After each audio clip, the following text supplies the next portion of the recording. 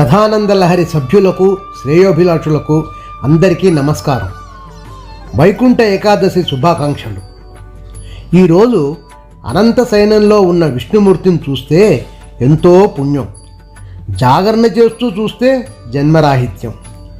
అందరికీ అన్ని వసతులు అవకాశాలు రావు. ఒక్క విష్ణువుని చూస్తేనే అంత భాగ్యం అంటే తిరువనంతపురం అనంత పద్మనాభ స్వామి, శ్రీరంగం రంగనాథస్వామి వంటి ఎందరో విష్ణుమూర్తులను ఇవాళ మనం చూడబోతున్నాం. ఈరోజు ఆ పుణ్యక్షేత్రాల్లో ఇసుక వేస్తే రాలదు అనే దానికన్నా ఇసుక వెయ్యటానికి చోటు ఉండదు అనొచ్చు. అంత భక్తుల గుంపు.